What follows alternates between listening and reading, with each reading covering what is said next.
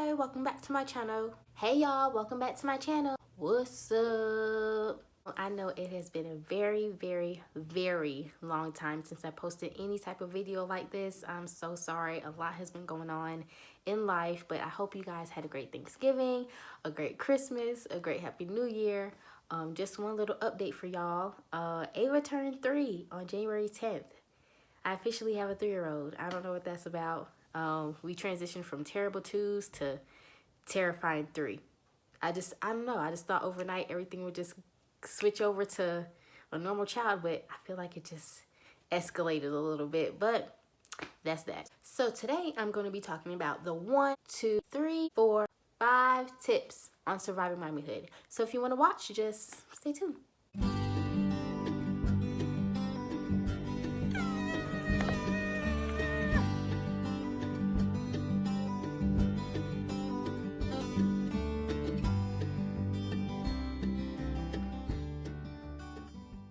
Tip number 1, you have to get your rest. This is my favorite rule because I love to sleep. When the baby sleeps, you need to sleep. Ava is 3 years old, but anytime I get a chance for her to take a nap, I'm taking a nap. Ava's grandmother, when I first had her, I was living in her house and I would always be trying to like clean or like do stuff for me, and she'd be like, Brandy, why are you not sleeping when Ava's sleeping? I'm like, because I'm trying to get stuff done, because when she wakes up I have to tend to her. She was like, it's okay, just rest. Another thing for you ladies that have more than one job, I have about 4, you're allowed to take a day off.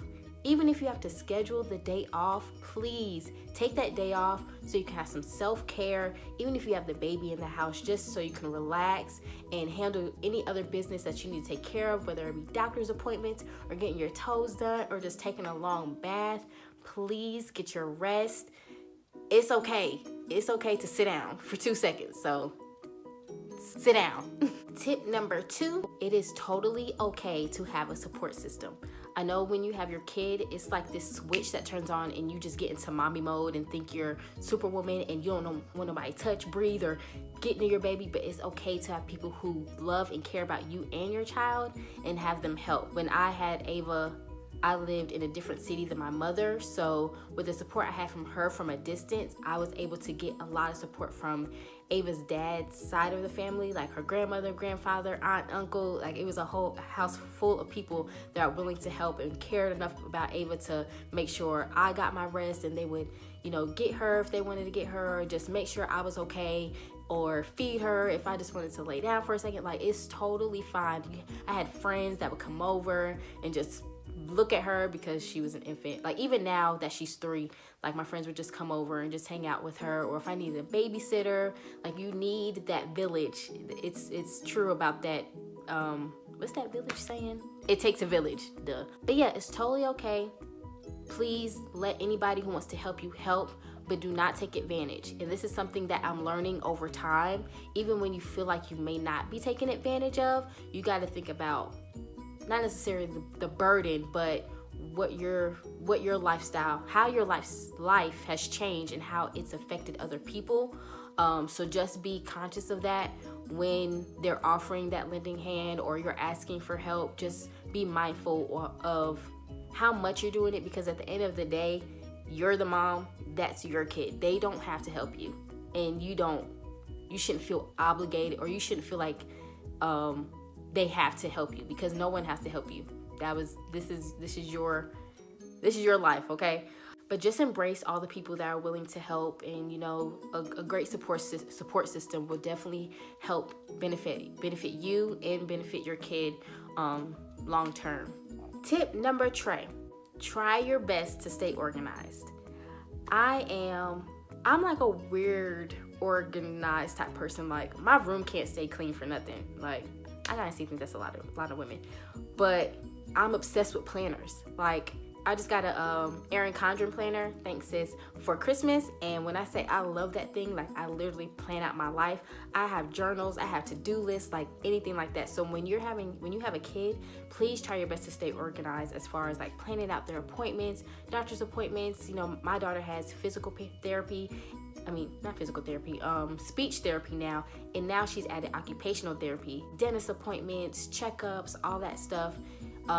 When it comes to their room, or even if you share a room, just make sure, even if your stuff is not organized first, but just make sure that their clothes are washed, everything's put up, toys are organized. So at least if you haven't gotten your stuff together yet, then your baby situation is cool. You can go in, you know where everything is, the diapers, the wipes, the towels, the bibs, the birth cloths, her sneakers, winter clothes, summer clothes, making sure that you're exchanging the clothes as they grow. I know a lot of times when the seasons change, I go ahead and take all them clothes out and I take them to the nearest consignment shop and give them away, just so I don't have to keep looking at them.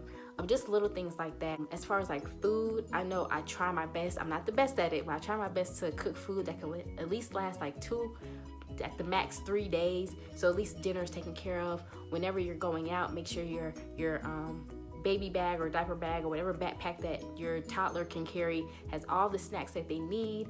I stock up on snacks for Ava mostly, but she likes like fruit snacks and stuff.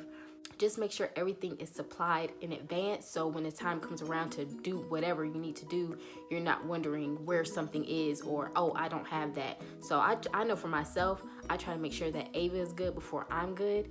I can worry about myself later, but as long as Ava is taken care of and her situation is organized, then it kind of feels like a weight is off my shoulders as far as that.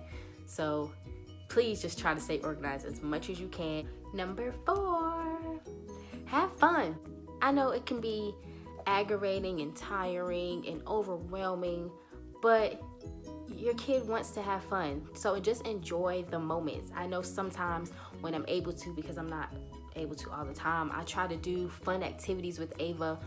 We might go to like a little aquarium, or like a little bouncy house, or even if you just do fun activities in the house, play with your kid. Ava just got a whole bunch of toys for Christmas, so we have tea parties, we play with her dollhouse, she got a whole bunch of baby dolls, so we play with the little baby dolls. But please play with them, especially if your kid is the only child. They have no other person to play with, they have nobody to talk to. So I know you're tired, you had a long day, but take a little time to interact with your kid and do little fun things with them, even though they probably won't remember it depending on their age. But just enjoy those moments so you can look back on it and know that you did everything you could to make sure that your kid was the happiest that they can be. Even if you can't afford to take them to Disneyland, take them to, I don't like Chuck E. Cheese, take them to Chuck E. Cheese, take them to walk around the mall. This mall, there's a carousel, and if I don't take Ava on that carousel, it's a wrap. She's gonna go crazy. So I make sure I take her on the carousel. It only lasts about 3 minutes, but that 3 minutes means the world to her. So I'll take her on there for a little couple of dollars, and that's it. So just have fun. And last but not least, number 5, the best advice I can give to any mother, any single mother, is to take it one day at a time. It's a struggle.